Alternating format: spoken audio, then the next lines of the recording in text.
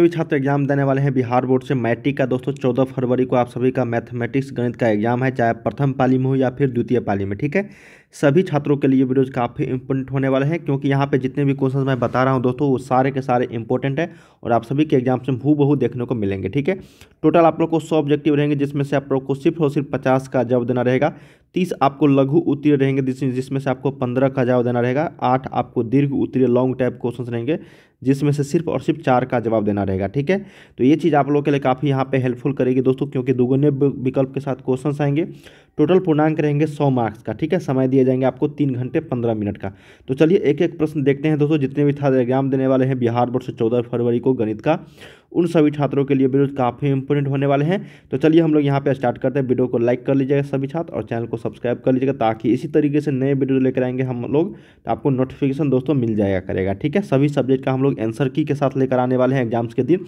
तो सभी छात्र चैनल को सब्सक्राइब कर लीजिएगा और साथ में बेल आइकन को प्रेस कर देना। ठीक है, और वेबसाइट का लिंक है डिस्क्रिप्शन में दोस्तों, यहाँ से लाखों छात्र पढ़ाई कर लें। गूगल पे सर्च कीजिएगा starstudy.com या फिर लिंक आपको नीचे डिस्क्रिप्शन में दे दूंगा। ठीक है, तो चलिए हम लोग यहाँ पे पहला प्रश्न देखते हैं।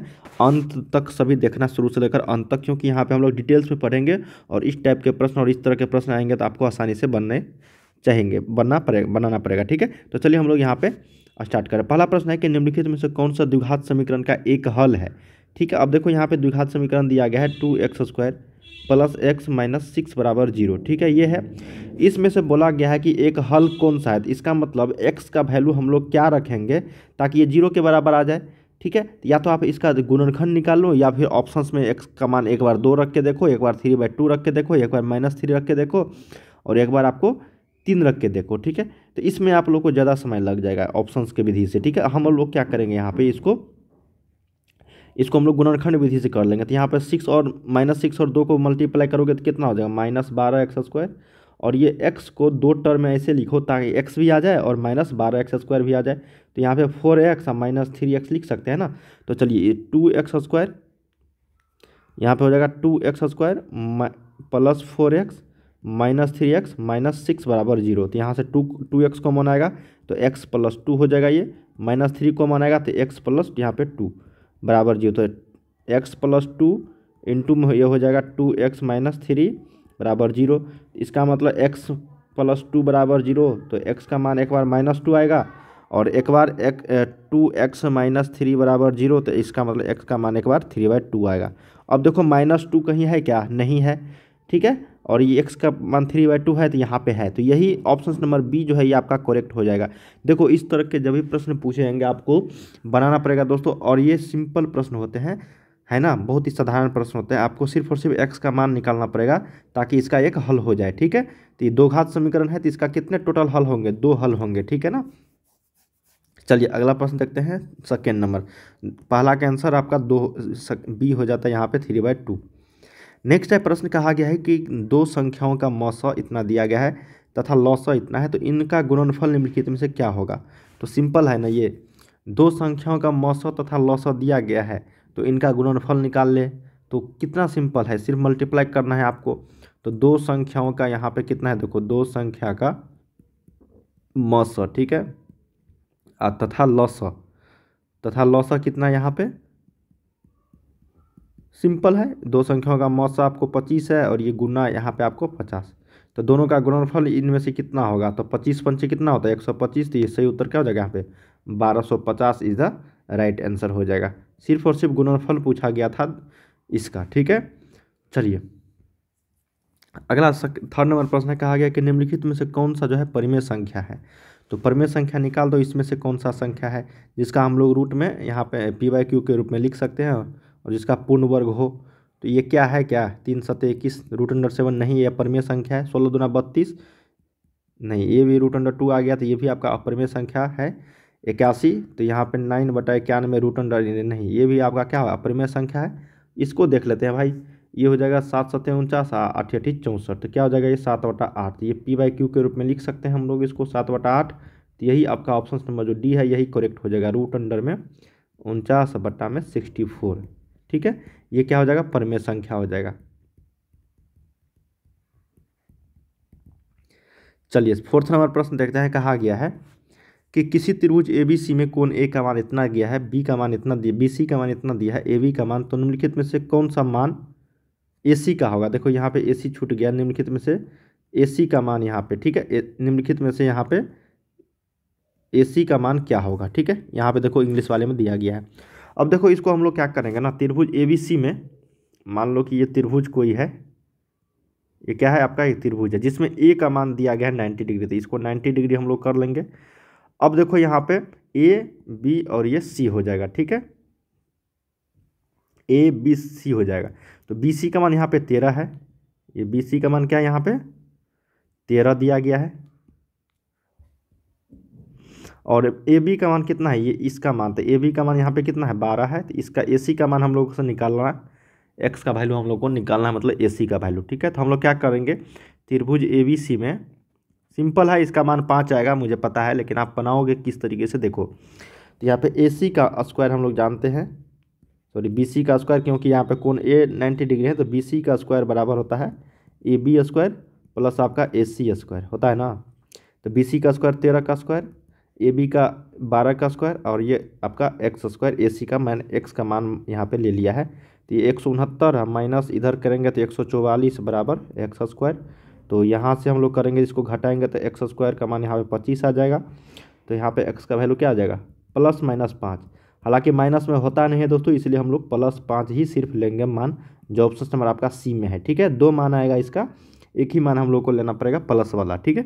यहाँ पे किसके साथ चल रहा है, C ऑप्शन के साथ। सिंपल था, मैंने आप लोग को बनाया, लेकिन आप आसानी देखते ही बना पाओगे। 12 13 और इसका क्या होता है 5 होता है, ताकि ये पाइथागोरस प्रमेय पे आपको बन जाता है, सुटेबल हो जाता है, ठीक है।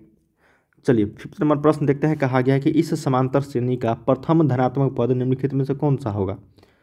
प्रथम धनात्मक पद मतलब ये जो दिया गया है -11 -8 -5, 3 घटा रहा है ना, तो यहाँ पे हो जाएगा कितना बताओ -2, ठीक है। तो ये क्या हो जाएगा बताओ यहाँ पे। उसके बाद प्रथम धनात्मक पद बोला गया है ना, फिर यहाँ पे -1, फिर उसके बाद 1, फिर उसके बाद आपका 2। तो देखो दोस्तों यहाँ पे -1, उसके बाद फिर 0 होगा, ठीक है, उसके बाद 1 होगा। तो यहाँ पे देखो 3 अंक का, यहाँ पे 8 3 11 5 3 8 2 3 5, उसके बाद यहाँ से जो ये जो पद है ये धनात्मक है, क्या है इसका धनात्मक है, क्या है धनात्मक है, समझ में आ रहे ना। तो सही उत्तर क्या हो जाएगा यहाँ पे 1 हो जाएगा, +1 जो है ये धनात्मक पद हो जाएगा, ठीक है। चलिए ऑप्शन नंबर आपका किसके साथ चलना है, 5 का A हो जाएगा यहाँ पे एक आंसर। समझ में आ रहा है ना, इस तरीके से बना सकते हो यहाँ पे। 6 नंबर प्रश्न देखते हैं। कहा गया है कि किसी बिंदु P x, y का मूल बिंदु से दूरी निम्नलिखित में से कितना होगा। सिंपल है भाई, जब भी इस तरह के प्रश्न पूछे जाएंगे ऑप्शन नंबर आपका C लगा देना है, यही करेक्ट हो जाएगा। मान लेते हैं कि ये कोई बिंदु है, ठीक है, और ये आपका क्या है 0,0 मूल बिंदु, और ये मान लो कि P बिंदु है x, y। तो यहाँ से इसकी दूरी कितना होगा, तो हम लोग क्या करते हैं दूरी सूत्र से हम लोग किसका फार्मूला लगाते हैं। मान लेते हैं ये O है, तो OP बराबर √अंडर में x2 - x1, तो x का स्क्वायर, x में से 0 घटाएंगे तो x ही होगा ना, और फिर प्लस y - 0, तो यहाँ पे हो जाएगा y स्क्वायर। तो यही आंसर आ जाएगा x square + y square. Simple था, इसको याद रखना पड़ेगा आप सभी को। अगला है 7 नंबर कि किसी त्रिभुज का गुरुत्व केंद्र उसकी माध्यिका को निम्न से किस अनुपात में विभाजित करती है। देखो किसी त्रिभुज का बोला गया है गुरुत्व केंद्र, किसी भी त्रिभुज का गुरुत्व केंद्र उसकी माध्यिका को निम्नलिखित में से किस अनुपात में यहाँ पे विभाजित करती है, ठीक है। तो इसको याद रखिएगा, ऑप्शन नंबर यहाँ पे B हो जाएगा 2:1 में, ठीक है। देखिए किसी भी त्रिभुज का गुरुत्व केंद्र उसकी माध्यिका को 2:1 के रूप में विभाजित करती है। ऑप्शन नंबर यहाँ पे 7 का क्या हो जाएगा B। कभी कभी ये प्रश्न पूछ दिया जाता है, आपको याद रखना होगा। चलिए 8 नंबर प्रश्न है कि कोसेक 60 डिग्री का मान निम्नलिखित में से क्या है। काफ़ी सिंपल प्रश्न है दोस्तों यहाँ पे। तो बताओ कोसेक 60 डिग्री का मान क्या होगा। कोसेक 60 डिग्री का वैल्यू ये होता है आपको कितना 2/√3, ठीक है। तो ये हो जाएगा आपका किसके बराबर, लगभग साइन जो है उल्टा होता है 1 बटा आपको साइन 60 हो जाएगा। तो साइन 60 का वैल्यू कितना होता है साइन 60 का वैल्यू में √3/2, तो इसका उल्टा हो जाएगा ये कोसेक 60 डिग्री। तो ये ऑप्शन नंबर आपको डी के साथ चलना है। ठीक है, सिंपल प्रश्न था। अगला देखते हैं 9 नंबर। कहा गया कि cosec square theta minus cot square theta का मान निम्नलिखित में से क्या है। तो हम लोग जानते हैं दोस्तों यहाँ से कोसेक स्क्वायर थीटा माइनस आपको होता है यहाँ पे कॉट स्क्वायर थीटा बराबर 1 होता है। तो यही प्रश्न पूछा गया था। तो ऑप्शन नंबर 9 का क्या हो जाएगा ए। और इसी में अगर ये पूछ देता कि sec square theta minus tan square theta, तो इसका भी क्या मान होता है 1, और 1 होता है आपका साइन स्क्वायर थीटा और प्लस आपको यहाँ पे कॉस स्क्वायर थीटा बराबर 1। इस तीनों का आप लोग को यहाँ पे याद रखना होगा। 10 नंबर देखते हैं कि किसी वृत्त का क्षेत्रफल का सूत्र निम्नलिखित में से क्या है। तो पाई आर स्क्वायर होता है दोस्तों। ठीक है, मान लो कि ये आपका एक वृत्त है और ये आपका यहाँ पे त्रिज्या है आर। ठीक है, तो इसका अगर परिधि पूछा जाए, परिधि, और ये आपका ओ है कोई केंद्र, परिधि बराबर होता है 2πr और क्षेत्रफल बराबर होता है आपका पाई आर स्क्वायर। ठीक है, ये आपका क्या है परिधि है। यहाँ पे हम लोग क्षेत्रफल का सूत्र पूछा गया तो ऑप्शन नंबर सी। नेक्स्ट है कि चक्रीय चतुर्भुज के चारों कोणों का योग कितना होता है। देखिए चक्रीय चतुर्भुज होता है, ठीक है, और उसके चारों कोणों का योग कितना। तो किसी भी चतुर्भुज के चारों कोणों का योग कितना होता है बताओ, 360 डिग्री होता है ना। तो सही उत्तर क्या हो जाएगा यहाँ पे ऑप्शन नंबर सी हो जाएगा। किसी भी चक्रीय चतुर्भुज के चारों कोणों का योग 360 ही डिग्री होगा। ठीक है ना, ऑप्शन नंबर क्या हो जाएगा 11 का सी।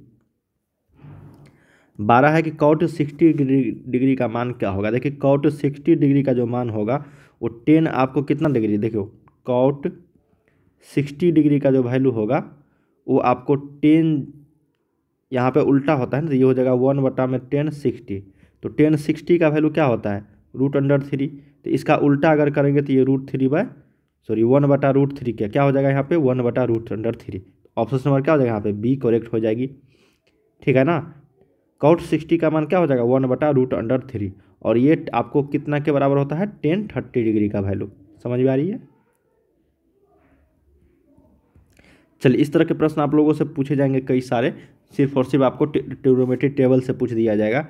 चलिए अगला प्रश्न देखते हैं 13 नंबर कि निश्चित घटना का प्रायिकता होता कितना होता है। देखिए किसी भी निश्चित घटना का जो प्रायिकता होगा वो केवल और केवल 1 होगा। ठीक है, किसी भी निश्चित घटना की प्रायिकता, समझ में आ रही है ना, ऑप्शन नंबर सी के साथ चलना है।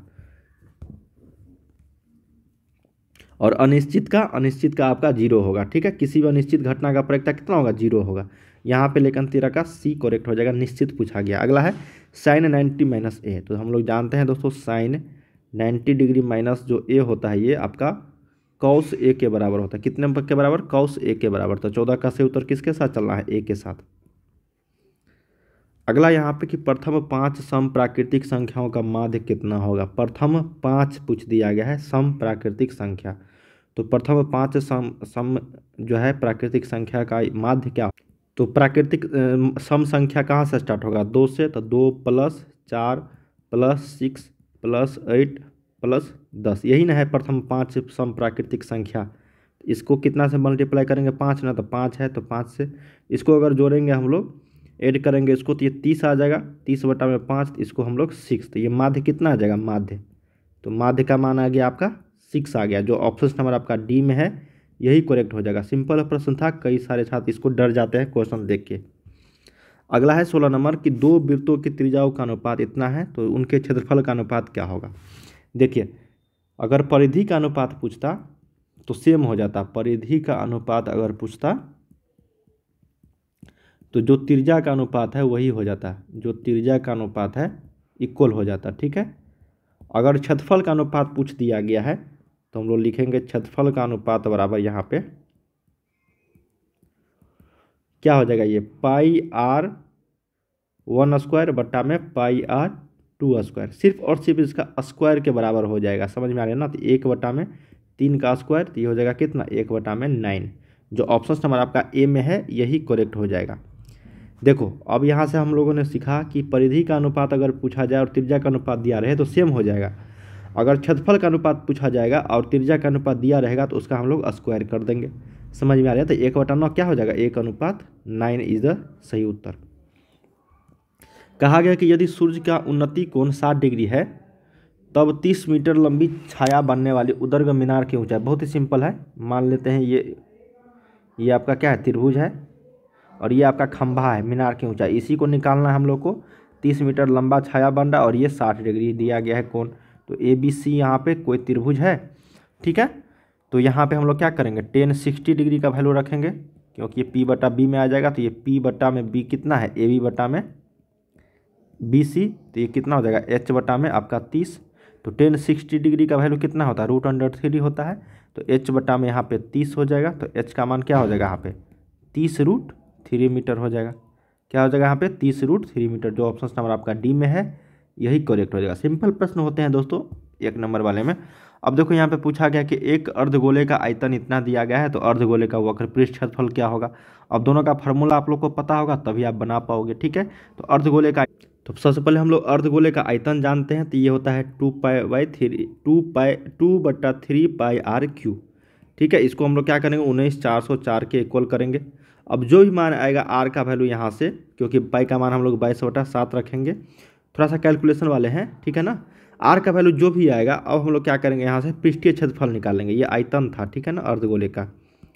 अब हम लोग यहाँ पे वक्र पृष्ठ क्षेत्रफल निकालेंगे, वक्र पृष्ठ क्षेत्रफल। तो ये होता है आपका 2πr²।